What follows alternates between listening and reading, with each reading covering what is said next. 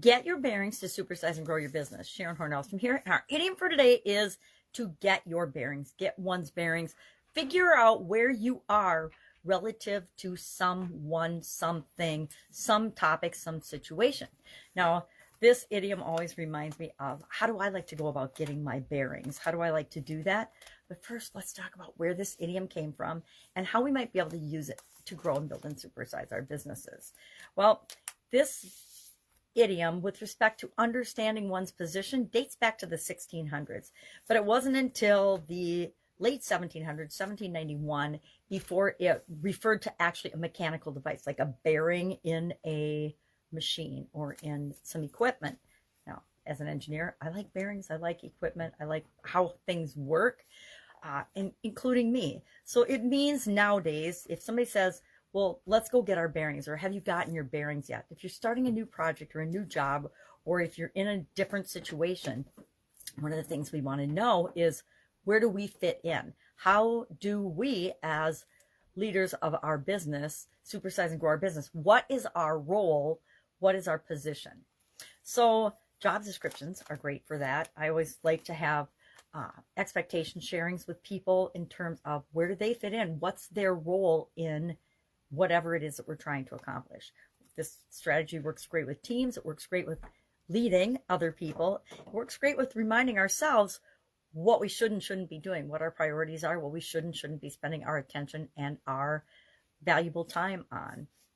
So I guess a couple questions I have, and I'll share a story about bearings because my question is, what's your favorite way to get your bearings? What's your favorite way to learn? Is it reading? Is it writing? Is it taking courses? Is it having coaches? Is it on the job or on the situation experience? Is it having a person that walks you through the process? Is it modeling people that have done what you want to do before? What is your favorite way to get your bearings or learn?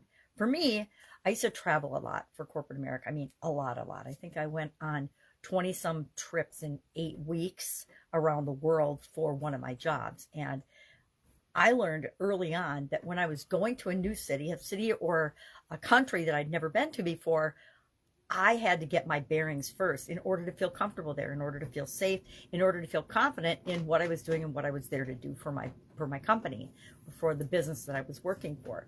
And so I would always fly in a day early.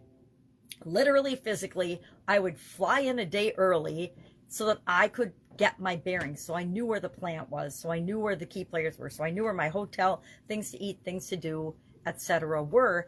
So I physically had my bearings. It makes me think of, nowadays we have GPS. We didn't used to have GPS when I was in corporate America, but nowadays there's GPS and there's our cell phones that we can ask. And again, none of those things existed back then either. So I would physically fly in, spend a day exploring, getting comfortable with the location before I had to actually jump into meetings with the people I was there to visit. So how do you go about doing that? What's a way that works for you? Now, I don't drive anymore, so I don't actually fly in and travel around and look at things. But sometimes I'll go early and have someone else drive me around so I can have a feel for the lay of the land. So that's it today. I love this idiom. I think it's a great idiom. I've definitely used it hundreds of times in my life and in my career and in coaching and helping other people to feel comfortable and confident in what situation they found themselves in. And the trick is really to know that no matter what situation you're in, you're going to figure it out. And if you have that belief in yourself, there's nothing that you can't do, including supersizing your business.